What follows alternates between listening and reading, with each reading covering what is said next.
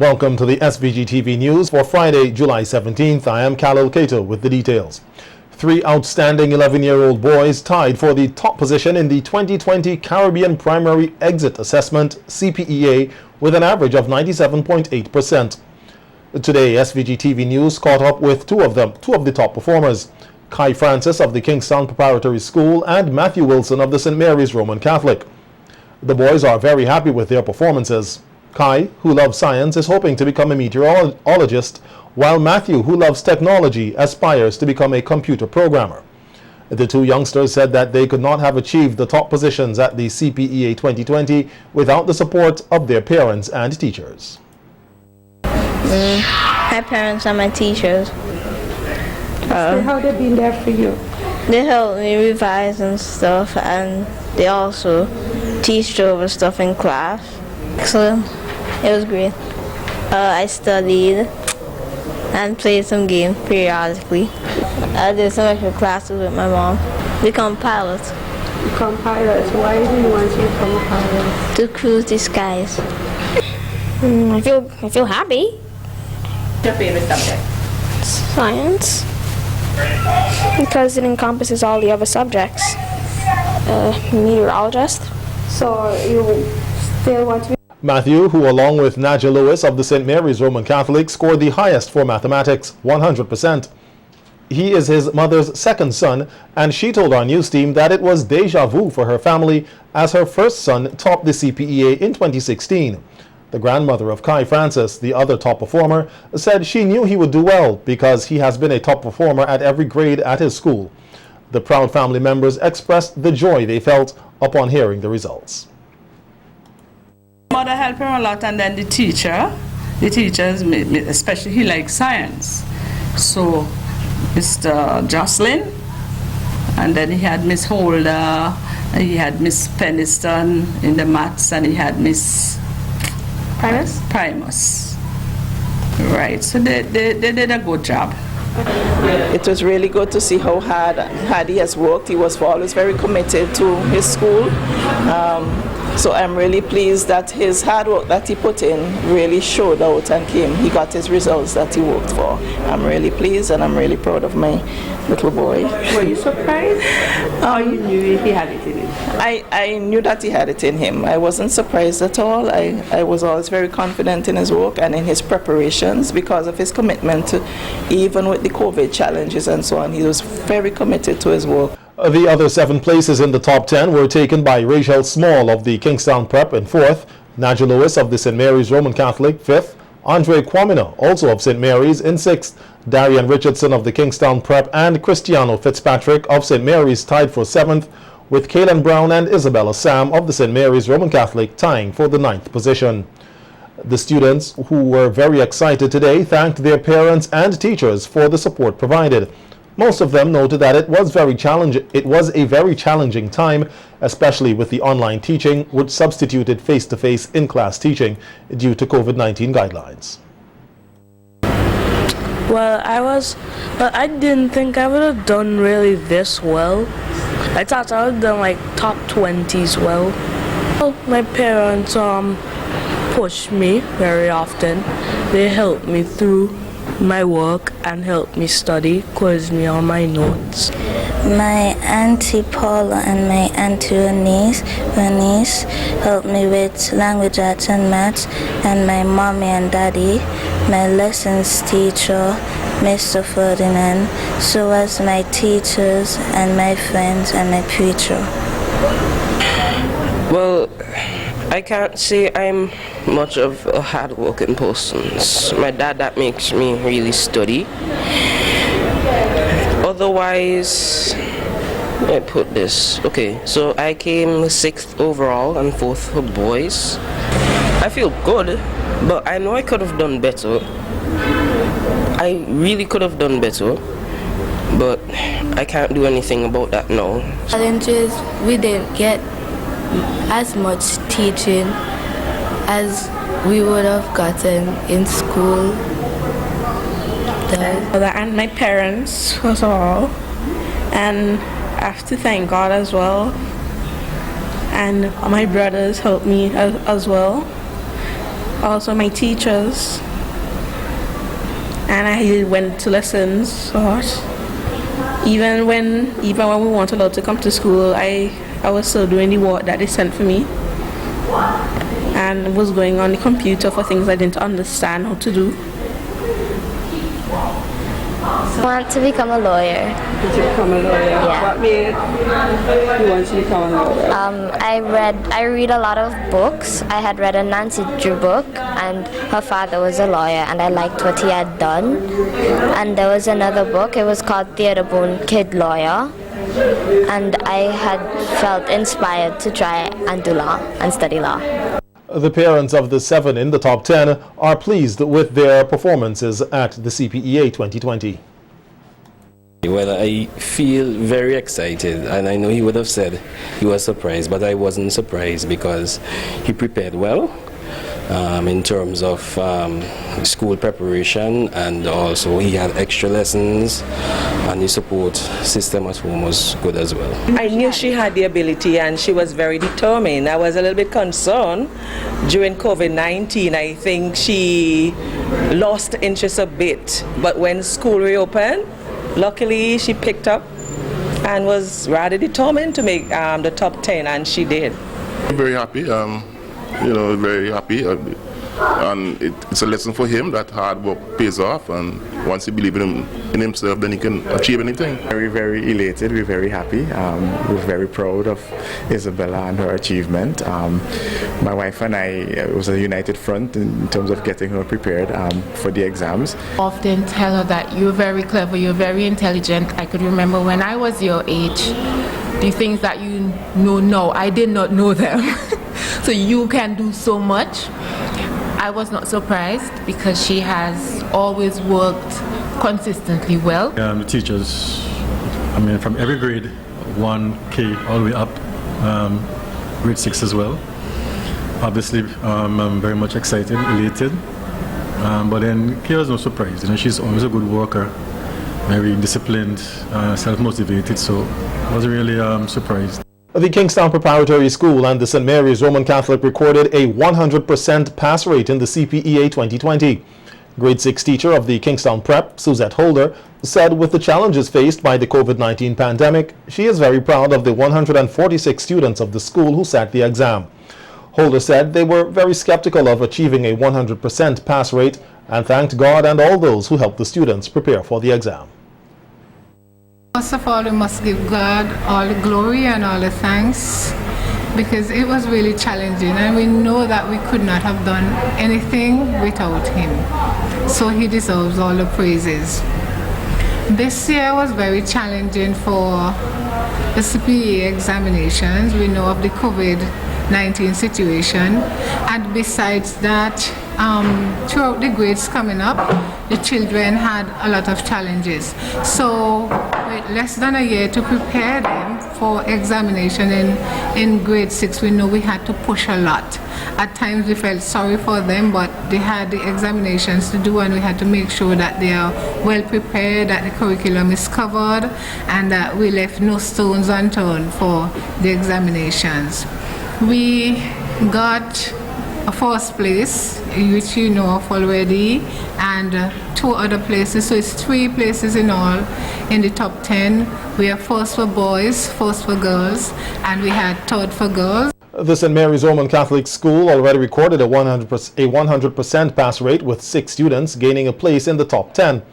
Grade 6 teacher Ruthia Gums said that it was not a surprise because the students were very hardworking, willing and determined to succeed. Excited because it's not a surprise for us, okay, because we know the children we had, and we know their ability, and we know that they would have done well. So it's not really a surprise. Yes, we got the 6 out of 10. Yes, we got 6 out of 10. Actually, we were expecting 10 out of 10 because we know who we have, we know our children, we know their ability.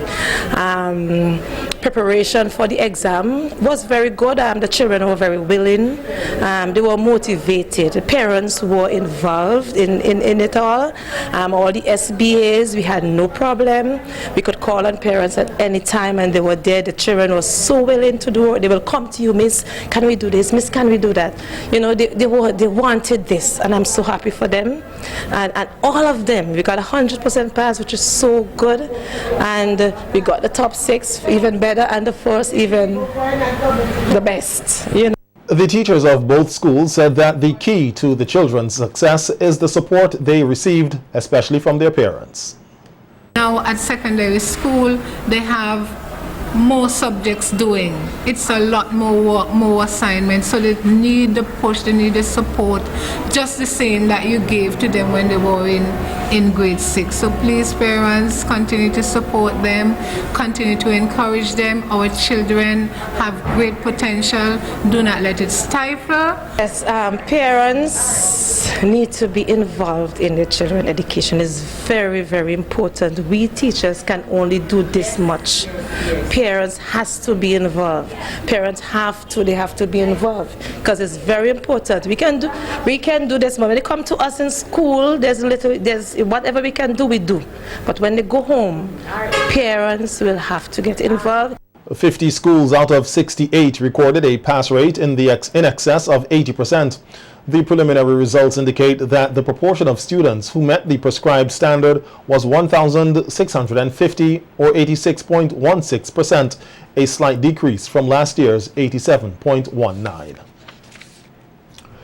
With the challenges of the COVID-19 pandemic and construction of a new school building at its Stony Ground premises, Principal of the Kingstown Government School, Tedika Jones, said that the school's pass rate dropped for CPEA 2020. However, she is proud of her students. The Kingstown government recorded a pass rate of 78.3%, with one student in the top 100 for girls. Jones said there are students at the school who could have done much better. However, they were not settled. Well, our performance was a bit less than we did last year, and overall we had a lower performance, but we're still well, if I should say, not really satisfied. I think we could have done better, but we had some challenges throughout the year. As you notice, we have construction going on, and the students really, I don't think they were quite settled, because we have to be moving and shifting from one location to the other, and overall I don't think the students were settled throughout the year. I think that could have had some impact on their performance. Students across SVG are expected to return to school for the start of the 2020-2021 academic year on August 31st.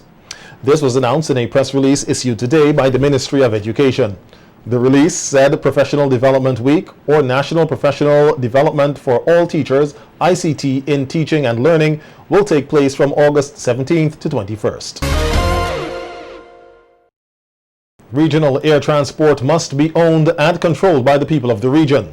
So says Prime Minister Dr. Ralph Gonsalves during a virtual panel discussion hosted by the Eastern Caribbean Central Bank discussing the topic pandemic and regional air transport. LIAT, which for decades had been the main airline providing air transport within the region, is now facing liquidation, which raises questions about how the future of air transport for many islands will be handled, including SVG. PM Gonsalves said there cannot be a Caribbean community without air transport between the islands, given its importance for business and tourism. In recent times, several airlines have expressed interest in filling the gap left by LIAT. PM Gonsalves said reliability and sustainability are absolutely necessary for intra-regional travel. That transportation, which is air transportation, which is reliable, which is safe, which is affordable, and which is sustainable. Yeah. Those are critical elements for this regional air transport system, which links to our life, living, and production. And of course, I will add, by way of introduction, that for me, the clear preference is always to have air transport, as far as is practicable, owned and controlled by the people of the region or the governments of the region, either the people through the private sector or the governments, and in whatever forms of participation, so that in the region a foreign entity just can't take up and leave. And they're more likely to do so if they're not owned and controlled by us in the region. And I say as far as is practicable, because there are circumstances in which you have to make accommodations to certain matters which may not be your top preference. I put that in the mix. PM Gonzalez said there are 4 airlines, 1 state-owned and 3 private, which he believes can fill the void left by LIAT and create more demand. One of the airlines, he said, is Caribbean Airlines. Al has 12 jets in which they service the region and with the outside world. They have 7 ATR 72s to do the Tobago Air Bridge and also to come into the southern and eastern Caribbean. I've been advised that they have 2 other ATRs on standby that they can take to bring their fleet to 9. They claim that they could do 80% of the pre-COVID, 80% of LIAT's pre-COVID network. Let's even say they can't do 80. That they can do 70, that they can do 65. That will make them clearly the most significant player in any new configuration, because they were seeing the gaps, and Ronnie Mohammed and his team, the chairman, they were looking forward to expanding. Another airline identified by the PM is Inter-Caribbean, an airline out of the Turks and Caicos Islands. Prime Minister Gonzalez said for this and other airlines to commence operation within the islands, the approval mechanism for each country needs to move faster. They serve the Northern Caribbean fairly well. They've reached down to Antigua, and they do a few flights to Dominica and St. Lucia. They want now to expand in the Southern and Eastern Caribbean. They've either received or about to receive permission from Barbados, Grenada, St. Lucia. They've also applied for permission to Dominica and St. Vincent and the Grenadines, and those applications are going through the works. And we need to move faster. The bureaucracy in these things moves, both the approval mechanism, the air transport and licensing board within each country has to move faster, and so too the oversight supervisory authorities like ECA. And I don't think, Mark, that reasonably in this time you can say that you're taking 6 months to have Inter-Caribbean in the sky. Because they're wrong already.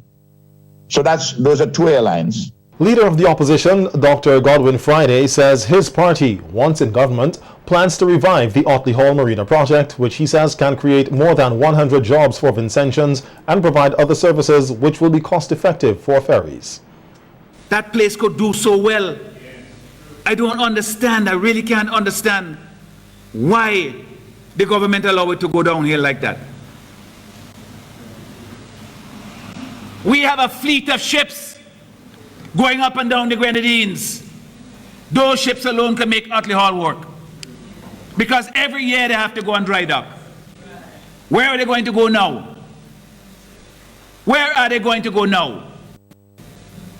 They have to pay the cost either to go to Trinidad or to Grenada to do their normal repairs and maintenance every year. Millions of dollars lost to this country. Millions of extra dollars that they are spending that they wouldn't have to spend just to go and do the work somewhere else. And we have a facility there that everybody acknowledges is the best facility in the entire Caribbean because it has a covered dock. It can produce 100 skilled jobs for our young people. So when I talk about creating jobs, I am looking at it one facility at a time, one industry at a time. Dr. Friday added that their plan is not to do all the projects at once. He also noted that they have no plans in squashing existing government projects. They like to tell it at how Eustace and the NDP criticize the airport. Friday don't want the airport. As Argyle we're talking about. Nonsense. I give you this commitment. Ralph build it, I will make it work.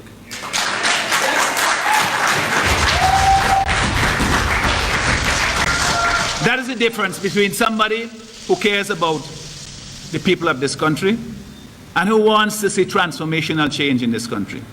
I believe so much in the potential of St. Vincent and the Grenadines. Dr. Friday said under an NDP government, the VAT rate will be reduced to 13% to help ease financial burdens on Vincentians. Vulnerable Vincentians, including the unemployed, have been seeking assistance from the Salvation Army during this period of COVID-19. Administrator of the Salvation Army, Ernest Gashelin, said that the organization continues to be of service to the people during this difficult period. However, over the last few weeks, the demand has minimized. We still have people coming every day. Up to yesterday, we had people came to us for assistance. The problem is that even though the COVID-19 is a little bit slow in here now, but still we have a lot of people who are out of jobs. So there are some faces we see coming, we didn't expect them to come. But because of the condition, out of job, we have, remember, school closed earlier than the time supposed to close. So those teachers, they're out of jobs and so on other people. So because of that, the assistance is really needed. Major Gashelin said that corporate SVG has been quite supportive, noting that had it not been for their support, they would not have been able to meet the demands of hundreds of Vincentians. We still have people coming every day. Up to yesterday, we had people came to us for assistance. The problem is that even though the COVID-19 is a little bit slow in here now, but still we have a lot of people who are out of jobs. So there are some faces we see coming, we didn't expect them to come. But because of the condition, out of job, we have, remember, school closed earlier than the time supposed to close. So those teachers, they're out of jobs and so on other people. So because of that, the assistance is really needed. Okay. But if anybody wants to continue to donate, we are open. They can call us or come, then we are open to receive because the need is still there. Major Gashelin said that the services offered at the Salvation Army have almost resumed to normal, such as the reopening of church and the thrift shop. The preschool is expected to be opened in September. Many women here and around the region suffer from fibroids, which can negatively affect their quality of life and in pregnancy can lead to complications such as placental abruption and increased cesarean section rates. Fibroids are abnormal growths that develop in or on a woman's uterus. These tumors can become quite large and cause severe abdominal pain and heavy periods. Managing Director of Health Solutions Inc., Pauline Garabedian de Freitas, says a new treatment is on stream to better manage the condition. De Freitas' comments come in an interview with SVG-TV News in which she spoke on the signs and symptoms of fibroids as well as treatment options. She said that fibroids are more prevalent in black women and begin to develop when they reach childbearing age. She highlighted some of the factors which contribute to the development of the condition. A lot of our patients will say, but why? Like, what is it with us? I think one, it's found that in some studies that vitamin D, the lack of it, black women tend to have lower vitamin D levels, so that might be contributing to it. Obesity, where the black woman population have a higher chance of becoming obese, so what tends to happen, that goes into the estrogen production as well, and then it puts you at a higher risk. Now, can they be prevented? You know, I think lifestyle changes, a healthier overall lifestyle, being mindful of your reproductive system. If symptoms are arising or changes are happening, seek medical attention early.